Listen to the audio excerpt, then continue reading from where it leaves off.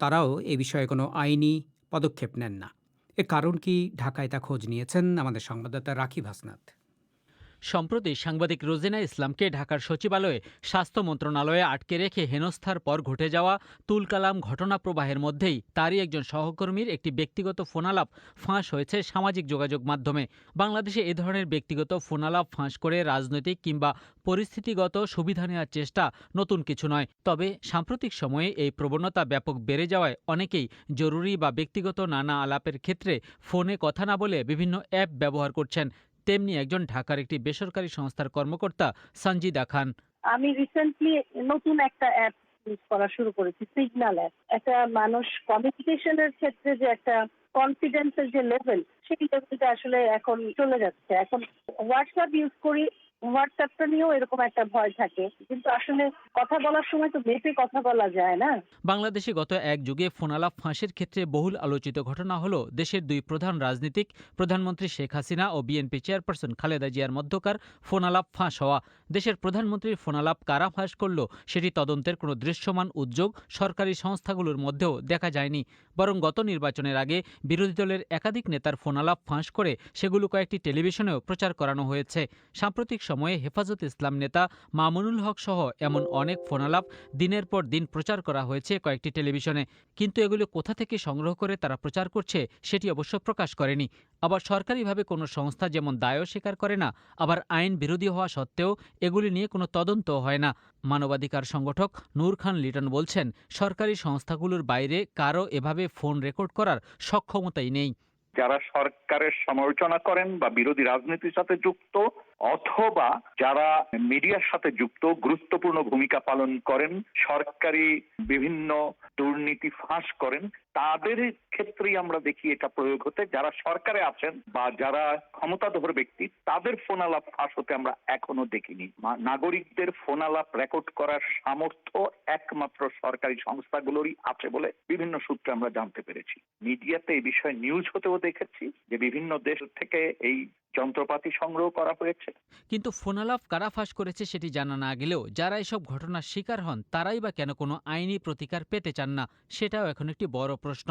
গত কয়েক বছরে যাদের ফোনালাপ ফাঁস হয়েছে, বিবিসি বাংলা তাদের অনেকের সাথে কথা বললেও তারা এ বিষয়ে এখন কোনো মন্তব্য করতে রাজি হননি। ওদিকে দেশের মোবাইল ফোন কোম্পানিগুলো আগেই জানিয়েছে যে প্রচলিত আইন অনুযায়ী তারা গ্রাহকের ভয়েস কল রেকর্ড রাখতে পারে না। তাহলে যারাই কলগুলো রেকর্ড করুক না কেন, তারা কিভাবে সেটি করে?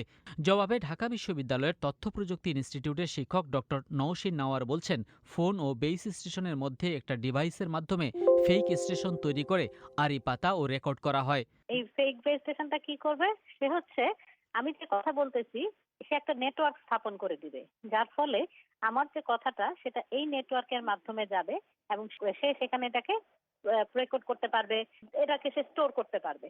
এই ধরনের অ্যাটাকটাকে আমরা বলি হচ্ছে man in the middle attack টেকনোলজির ভাষায়।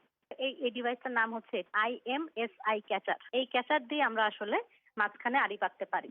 এটা হচ্ছে নেটওয়ার্ক স্থাপন করবে, আপনাকে সব করতে পারবেন। আপনি কথা শুনতে পারবেন, টেক্সট মেসেজ পাঠালে সেটা সে রিড করতে পারবে। আইনজীবী জ্যোতির্ময় বড়ুয়া অবশ্য বলছেন, আইন শৃঙ্খলা রক্ষাকারী বাহিনী জাতীয় নিরাপত্তা সংশ্লিষ্ট ইস্যু বা কোনো অপরাধের তদন্তের প্রয়োজনে আদালতের অনুমতি নিয়ে কারো ফোনালাপ রেকর্ড করতে পারে। কিন্তু বাংলাদেশে যেভাবে ফোনালাপ ফাঁস হয় সেটি বেআইনি, কারণ আড়ি পাতা একটি শাস্তিযোগ্য অপরাধ। ইন্টারসেপশনটাকে জায়েজ করার মতো কোনো ল বাংলাদেশে এখনো পর্যন্ত নাই। এখন যেভাবে বিভিন্ন সময়ে তথ্যগুলো ফাঁস হচ্ছে, কে যে করছে দায়িত্ব না নিলে বলাও মুশকিল যে কোন এজেন্সি করছেন। এমন সময়ে এমন রাজনৈতিক প্রতিপক্ষের কোন একটা বিষয় ফাঁস হচ্ছে, এটা উদ্দেশ্যমূলক ভাবে ফাঁস হয়ে এরকম একটা সন্দেহ করার মতো কারণ তৈরি হয়। কোন একজন আমলা কারোর সাথে করাপশনের জন্য কথা বলছেন, সেই টেলিফোন ফাঁস হতে কিন্তু শুনবেন না, দেখবেন না। এবং এই যে ফাঁস হওয়াটা সহ কিন্তু সবকটাই তাদের ইন্টারেস্ট প্রোটেক্ট করার জন্য সবসময় ব্যবহৃত হচ্ছে। তবে এ অবস্থার অবসানে ব্যক্তিগত তথ্য সুরক্ষায় আইনের প্রয়োজনীয়তার পাশাপাশি ডেটা প্রোটেকশন অ্যাক্টের দাবি উঠছে অনেক দিন ধরেই। এছাড়া গোয়েন্দা সংস্থা বা আইন শৃঙ্খলা রক্ষাকারী বাহিনীও যদি এসব বিষয়ে ক্ষমতার অপব্যবহার করে তাহলে কি ব্যবস্থা নেওয়া যাবে সেটি নির্দিষ্ট করে আইন করার দাবিও আসছে আইনজ্ঞ ও মানবাধিকার কর্মীদের দিক থেকে। রাকিব হাসনাত। ঘূর্ণিঝড় ইয়াস বাংলাদেশে আঘাত না হানলেও এর প্রভাবে সৃষ্ট জোয়ারের তোড়ে বা জলোচ্ছ্বাসে বাংলাদেশের উপকূলবর্তী অনেক এলাকার বেড়িবাঁধ ভেঙে ১৪টি জেলার অন্তত কয়েকশো গ্রাম প্লাবিত হয়েছে। ক্ষতিগ্রস্ত হয়েছে বসতবাড়ি, চিংড়ি ঘের এবং ফসলি জমি। দুর্ভোগে পড়েছেন কয়েক লক্ষ মানুষ। ভুক্তভোগীরা বলছেন যে ৬০-এর দশকে নির্মিত উপকূলীয় সব মাটির বাঁধের এতই জরাজীর্ণ অবস্থা যে জোড়াতালি দিয়েও জলোচ্ছ্বাস এখন ঠেকানো যায় না। সরকার প্রতি বছর বাঁধ নির্মাণ বাবদ বরাদ্দ দিয়ে থাকলেও স্থানীয়দের কথা যে দৃশ্যত তারা কোনো পরিবর্তন দেখতে পান না। ঢাকা থেকে সঞ্জনা চৌধুরীর রিপোর্ট। ঘূর্ণিঝড় ইয়াসের প্রভাবে সাতক্ষীরার শ্যামনগর উপজেলার বাসিন্দা কৃষ্ণপদ মণ্ডল ও তার প্রতিবেশী অনেকের আয় রোজগারের একমাত্র উৎস চিংড়িঘের বেড়িবাঁধ ভেঙে তলিয়ে গেছে। লোনা জলে ভেসে গেছে ফসলি জমি, বসতভিটাতেও পানি উঠেছে। মুহূর্তের মধ্যে জীবন জীবিকার ওপর এমন আঘাতে দিশেহারা হয়ে পড়েছেন এই অসহায় মানুষগুলো। এই ক্ষয়ক্ষতির মূল কারণ হিসেবে তারা অভিযোগ করছেন টেকসই বাঁধ না থাকাকে। কৃষ্ণপদ মণ্ডল আক্ষেপ করে জানান, তাদের সহায়তার প্রয়োজন নেই, তারা চান যেন বাঁধ ঠিক করে দেয়া হয়। আমাদের এলাকা ভিটে বাড়ি ফসল সব ডুবে গেছে একদম। এখানে আমার কোনো সিজনের বাদ নেই, সব মার গেছে। অন্য মানুষদের একই অবস্থা। আমার তো তাদের তাই যায়, গরিব মানুষ যার 1 বিঘে জমি আছে সে ঘের করে, মৎস্য চাষ করে। তো ওরার কথা কি বলবো, আমপানে গেলে এর আগে হাইলাই গেলে টেকসই বেড়িবার না হলে আমরা তো টিকতে পারবো না। আমাদের টেকসই ভেড়িবাঁধ চাই, সাহায্য আমাদের দরকার না, আমরা সাহায্য চাই না। আমরা চাই এই দেশে দক্ষিণাঞ্চলে বসবাসের জন্য টেকসই ভেড়িবাঁধ। ঘূর্ণিঝড় ইয়াস বাংলাদেশের উপকূলে সরাসরি আঘাত না হানলেও এর প্রভাবে ১৪ জেলার ২৭টি উপজেলার শতাধিক গ্রাম তলিয়ে গেছে বলে জানিয়েছে দুর্যোগ ব্যবস্থাপনা ও ত্রাণ মন্ত্রণালয়। তার মধ্যে পূর্ণিমা ও পূর্ণগ্রাস চন্দ্রগ্রহণের প্রভাবেও পানির উচ্চতা বেড়েছে কয়েক ফুট। কিন্তু ৬০-এর দশকে নির্মিত দক্ষিণাঞ্চলের এসব জরাজীর্ণ বাঁধের জলোচ্ছ্বাস ঠেকানোর মতো অবস্থা নেই। বছরের পর বছর ভাঙতে ভাঙতে উচ্চতা, প্রতিরোধ ক্ষমতা এতটাই কমে গেছে যে কয়েকটি এলাকার মানুষ নিজ উদ্যোগে মাটি চাপা দেওয়ার চেষ্টা করলেও পানির তোড় আটকাতে পারেনি। সাতক্ষীরার বুড়িগোয়ালিনী ইউনিয়নের চেয়ারম্যান ভবতোষ কুমার মণ্ডল জানান, তিনি বাঁধ নির্মাণে বরাদ্দের খবর পেলেও আজ পর্যন্ত দৃশ্যত কোনো কাজ হতে দেখেননি। টেকসই বেড়িবাঁধের জন্য কোনো উদ্যোগ গ্রহণ করা না হওয়ার আজকে আমাদের 25 কিলোমিটার বেড়িবাঁধ উপসে পানি আসছে, 15টি স্পটে ভেঙে গেছে। সবাইকে নিয়ে আমরা 3 ফিট পরিমাণ করে মাটিও দিয়েছিলাম, কিন্তু সর্বশেষ রক্ষা করতে পারলাম না। আমরা সরকারের কাছে স্মারকলিপি দিয়েছি, উপকূলে মানববন্ধন করেছি, কিন্তু এটা সুদূর প্রসারী ফলাফল পাইনি আর কি।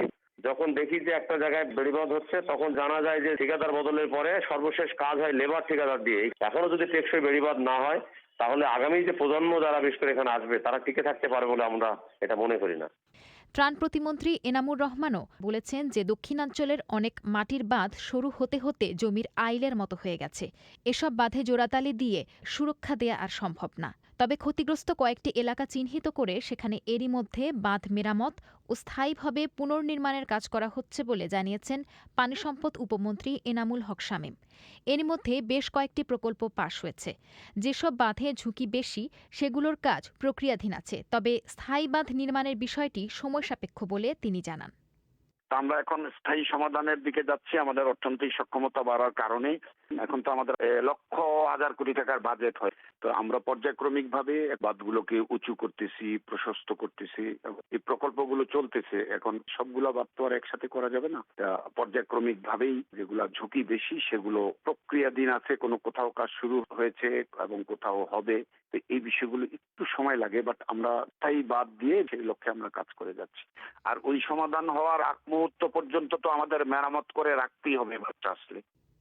প্রাকৃতিক দুর্যোগ মোকাবিলায় বাঁধ নির্মাণ সহ সরকারি বিভিন্ন প্রকল্পে ২০০ কোটি টাকার মতো দুর্নীতি অনিয়ম হয়েছে বলে গত বছর প্রতিবেদন প্রকাশ করেছিল টিআইবি। এ ব্যাপারে উপমন্ত্রী জানিয়েছেন যে প্রকল্পের স্বচ্ছতা নিশ্চিত করতে তারা কাজ করে যাচ্ছেন। সঞ্জনা চৌধুরী, ঢাকা থেকে। আপনারা বিবিসি বাংলা শুনছেন ঢাকায়, কুমিল্লায়, সিলেটে। আপনারা যেখানে আছেন বিবিসি বাংলা আপনার সাথেই আছে। আপনারা শুনছেন বিবিসি বাংলার রাতের অধিবেশন পরিক্রমা। রেডিওর পাশাপাশি অনুষ্ঠান আপনারা লাইভ শুনতে পাচ্ছেন আমাদের ওয়েবসাইটে www.bbcbangla.com। এবার প্রীতিভাজন ইস্যু।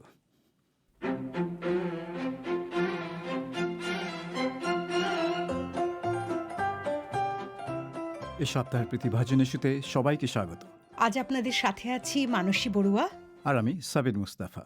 বিবিসি বিশ্বের সবচেয়ে বড় এবং বিশ্বাসযোগ্য মিডিয়া প্রতিষ্ঠান, কিন্তু সম্প্রতি বিবিসি নিজেই সংবাদের বিষয়বস্তু হয়েছে, যেখানে কিছু সাংবাদিক এবং সম্পাদকের বিশ্বাসযোগ্যতাই প্রশ্নের মুখে পড়েছে।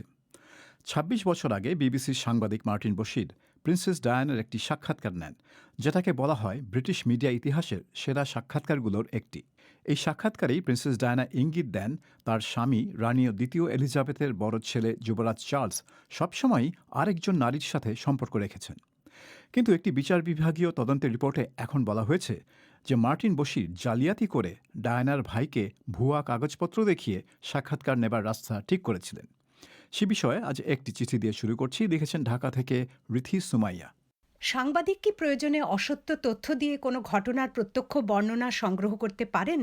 মার্টিন বশিরের নেওয়া প্রিন্সেস ডায়ানার সাক্ষাৎকারের বেশ আগে থেকেই ব্রিটিশ রাজপরিবারের কিছু অসঙ্গতি এবং অসহযোগিতার টুকরো কথা গণমাধ্যমে প্রকাশ পেয়েছে, যা বিবিসির অনুষ্ঠান প্যানোরামার সেই সাক্ষাৎকারে উঠে এসেছে বিস্তারিতভাবে। রাজপরিবারের মতো গুরুত্বপূর্ণ প্রতিষ্ঠানে মানসিক স্বাস্থ্য, হতাশা ও বিষাদকে উপেক্ষা করে ভুক্তভোগী প্রিন্সেসকেই যেখানে দায়ী করে তা সাধারণ মানুষের চোখের আড়ালে রাখার জন্য চাপ দেওয়া হয়, অনুসন্ধানী সাংবাদিকতায় তা তুলে আনাটা কি অপরাধের পর্যায়ে পড়ে? আপনার প্রশ্নের সরাসরি কোনো হ্যাঁ বা উত্তর নেই মিস সুমাইয়া। কোনো অন্যায়কে জনসমক্ষে প্রকাশ করা অপরাধ বলে আমি মনে করি না। তবে সবকিছুই নির্ভর করবে ঘটনা প্রকাশ করা জনস্বার্থে কতটুকু প্রয়োজন তার উপর, এবং সেটা করতে গিয়ে নিরীহ কোনো ব্যক্তিকে ফাঁদে ফেলা হয়েছে কিনা তার উপর। প্রিন্সেস ডায়ানার ক্ষেত্রে তদন্ত রিপোর্ট প্রকাশের পর বিবিসি অত্যন্ত বিনয়ের সাথে রাজপরিবারের কাছে, বিশেষ করে প্রিন্সেস ডায়ানার 2 ছেলের কাছে ক্ষমা চেয়েছে। সাক্ষাৎকারটি পাবার জন্য মার্টিন বশির যে অসৎ পন্থা ব্যবহার করেছিলেন তা বিবিসি কর্তৃপক্ষ সমর্থন করে না। তবে 1995-96 সালে যখন প্রথম অভিযোগ তোলা হয়, তখন বিবিসির কর্তৃপক্ষ, বিশেষ করে প্যানোরামা অনুষ্ঠানের সম্পাদক, বিষয়টিকে খুব একটা গুরুত্ব দেয়নি। সাক্ষাৎকারটি যে যুগান্তকারী একটি ঘটনা ছিল তা সবাই বুঝতেন এবং সেজন্য তারা বিবিসির সাংবাদিকতাকে দোষারোপ করতে চাননি। কিন্তু একজন বিচারকের তদন্তে যখন প্রতিষ্ঠিত হয়েছে যে এখানে জালিয়াতির আশ্রয় নেওয়া হয়েছিল, তখন বিবিসি সব দোষ স্বীকার করে নিয়েছে। এখন এমন অভিযোগও উঠেছে যে 26 বছর আগে বিবিসির ঊর্ধ্বতন কর্মকর্তারা জানা সত্ত্বেও জালিয়াতির বিষয়টি তারা ধামাচাপা দেওয়ার চেষ্টা করেছিল। তদন্ত রিপোর্টে এই কথা প্রকাশ পাওয়ার পর বিবিসি নিউজের তৎকালীন প্রধান টনি হল ন্যাশনাল গ্যালারিতে তাঁর বর্তমান চাকরি থেকে পদত্যাগ করেছেন। এই ঘটনার প্রেক্ষিতে বিবিসি এখন নতুন করে তার সম্পাদকীয় নীতিমালা এবং কাজের ধরন পর্যালোচনা করবে। এবার যাই বাংলাদেশে বহুল আলোচিত একটি বিষয়, আর তা হলো বাংলাদেশি পাসপোর্টে নিষেধাজ্ঞা থেকে ইসরায়েলের নাম তুলে নেওয়ার ঘটনা। প্রথমে লিখেছেন ঝিনাইদহ থেকে কাজী সাইদ। বাংলাদেশের পাসপোর্টে ইসরায়েল ব্যতীত সকল দেশের জন্য এই পাসপোর্ট বৈধ লেখা থেকে ইসরায়েল ব্যতীত শব্দ দুটি তুলে দেওয়ায় জাতীয় ও আন্তর্জাতিক পর্যায়ে নানা বিতর্ক তৈরি হয়েছে।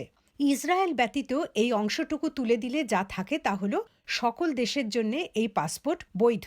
পরিবর্তিত পাসপোর্ট নিয়ে যে কেউ যে কোনো দেশে ভ্রমণ করতে পারেন বলেই তো উল্লেখ থাকছে। তাহলে একজন পাসপোর্টধারী কিভাবে বুঝবেন যে তার জন্য কোনো নির্দিষ্ট দেশ নিষিদ্ধ? বলা হচ্ছে পাসপোর্টকে আন্তর্জাতিক মানসম্পন্ন করার জন্য এই পরিবর্তন। তাহলে তো প্রশ্ন আসতেই পারে, আমাদের পাসপোর্ট কি আগে আন্তর্জাতিক মানসম্পন্ন ছিল না? ভালো প্রশ্ন করেছেন মিস্টার সাইদ। আমার মনে হয় না কোনো পাসপোর্টের মান তাতে কি লেখা আছে বা না আছে তার উপর নির্ভর করে। দেশের অর্থনৈতিক অবস্থান, অন্য দেশের নিরাপত্তার জন্য হুমকি কিনা, বেআইনি অভিবাসনের প্রবণতা ইত্যাদি সব বিষয় বিবেচনা করেই পাসপোর্টের শক্তি নির্ধারণ করা হয়। আপনার প্রথম প্রশ্নের উত্তর এখনও সরকার থেকে পাওয়া যায়নি। অর্থাৎ পাসপোর্টে যদি লেখা না থাকে তাহলে মানুষ কি করে জানবে ইসরায়েলে যাওয়া নিষেধ? যদি শাস্তি পেতে হয় তাহলে কোন আইনের বলেই শাস্তি দেওয়া হবে, সেই প্রশ্নেরও কোনো জবাব নেই। পরের চিঠি লিখেছেন ঢাকা বিশ্ববিদ্যালয় থেকে আব্দুর রহমান জামি। ফিলিস্তিন ইসরায়েল সাম্প্রতিক যুদ্ধের প্রেক্ষাপটে এ উদ্যোগ এখনই কেন নেওয়া হলো?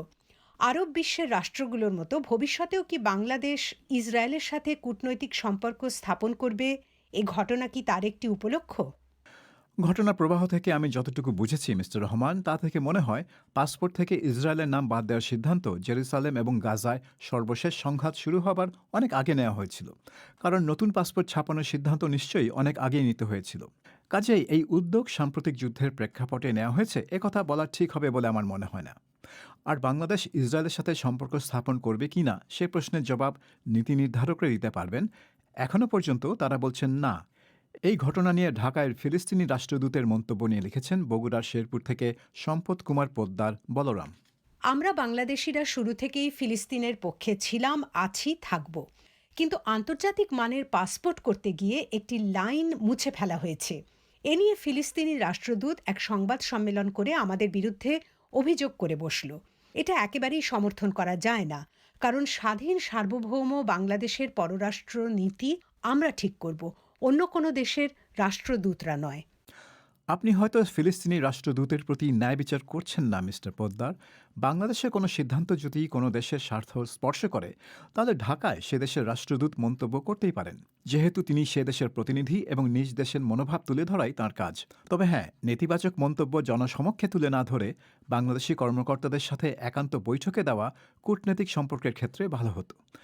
পাসপোর্ট নয়, বিবিসির পরিবেশনায় ভাষার ব্যবহার নিয়ে অভিযোগ করেছেন মাদারীপুরের কেন্দুয়া থেকে মোহাম্মদ রাসেল শিকদার।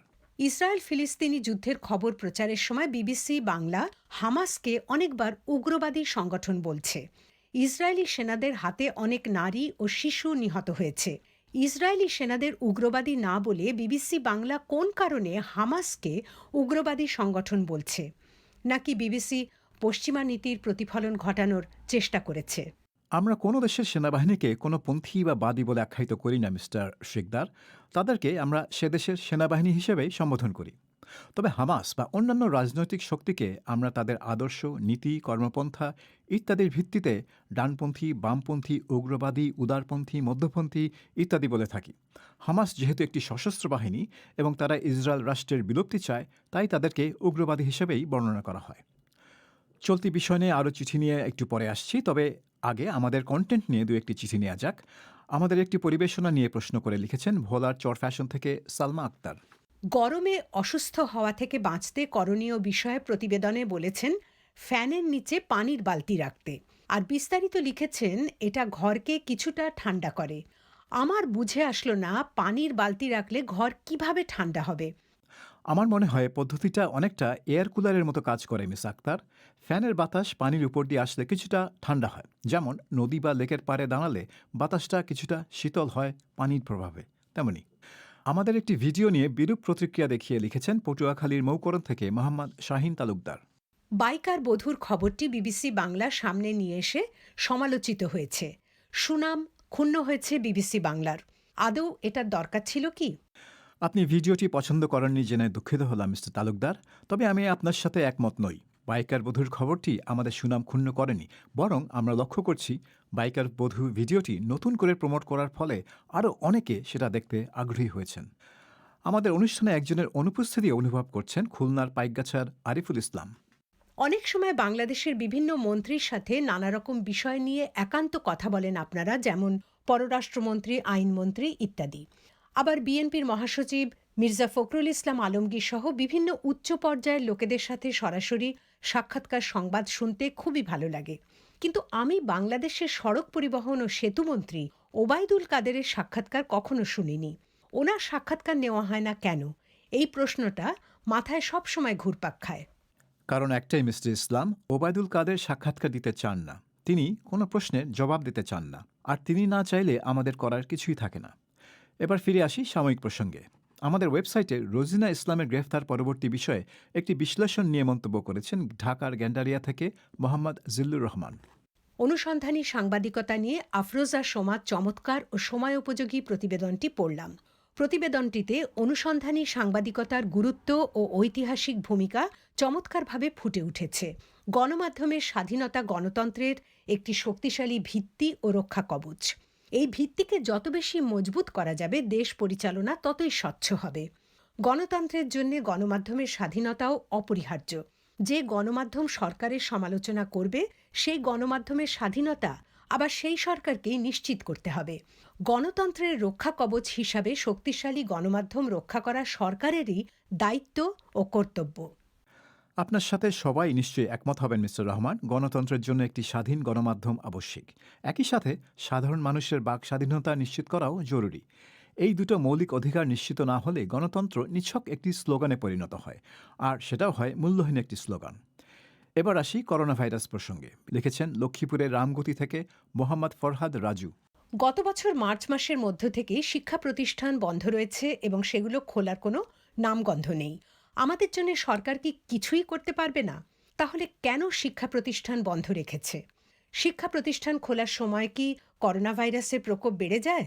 আসলে সরকার চাচ্ছে না শিক্ষা প্রতিষ্ঠান খোলা হোক। এতে সরকারের কোনো লাভ নেই। একই বিষয় লিখেছেন খুলনার দাকোপ থেকে মুকুল সর্দার। বাংলাদেশে নতুন করে শুরু হওয়া এক সপ্তাহে লকডাউনে শিক্ষা প্রতিষ্ঠান ব্যতীত অন্য সবকিছুই সীমিত পরিসরে খুলে দেওয়া হয়েছে। সবকিছু যখন খোলা, তখন শিক্ষা প্রতিষ্ঠান কেন বন্ধ থাকবে? এরই মধ্যে চাঁপাইনবাবগঞ্জকে সারা দেশ থেকে বিচ্ছিন্ন করে ফেলা হয়েছে।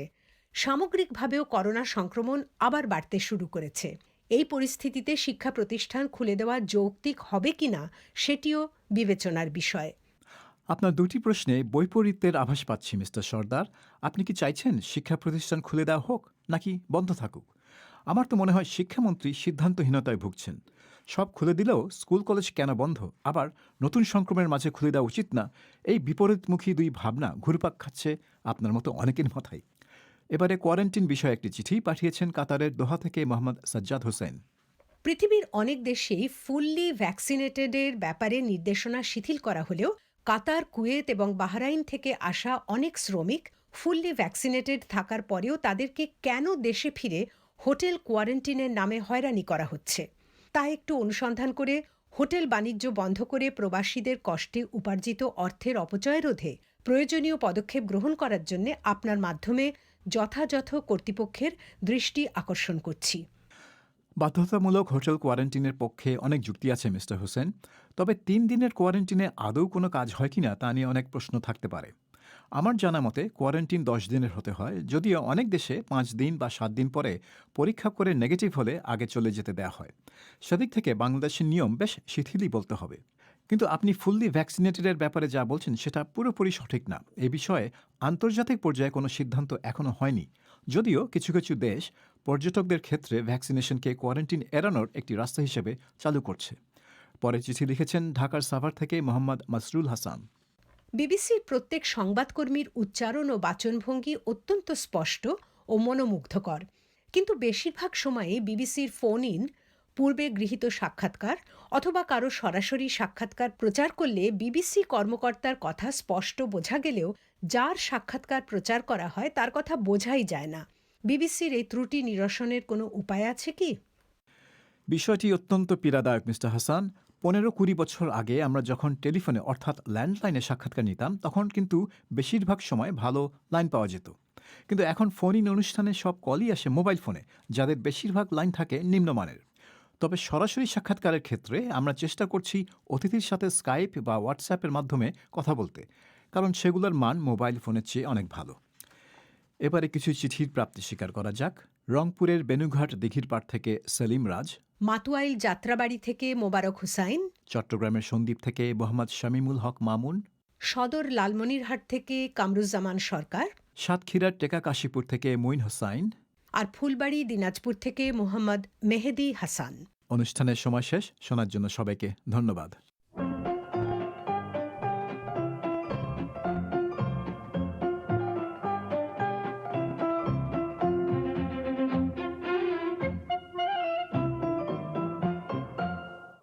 আপনাদের চিঠির উত্তর দিলেন সাবির মোস্তফা। প্রীতিভাজন ইস্যুর এই পর্বটি আবারও শুনতে চাইলে এবং আজকের পরিক্রমার পুরো অধিবেশনটি আবারও শুনতে চাইলে আমাদের ওয়েবসাইটে গিয়ে শুনতে পারেন www.bbcbangla.com। আগামী 24 ঘন্টা অনুষ্ঠানটি অনলাইনে থাকবে। অধিবেশন শেষ করার আগে খবরের প্রধান অংশগুলো আরেকবার জানিয়ে দিচ্ছি। রোয়ান্ডায় 1994-তে জাতিগত রক্তপাত ঠেকাতে ব্যর্থতার জন্য সে দেশের মানুষের কাছে ক্ষমা চেয়েছেন ফরাসি প্রেসিডেন্ট ইম্যানুয়েল ম্যাক্রো।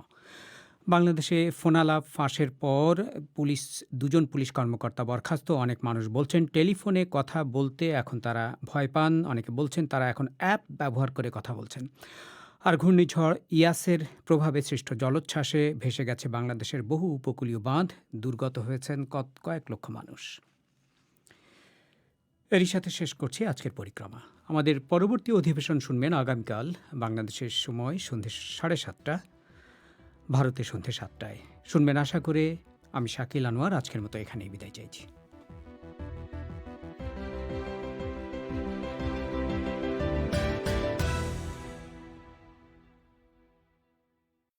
Service.com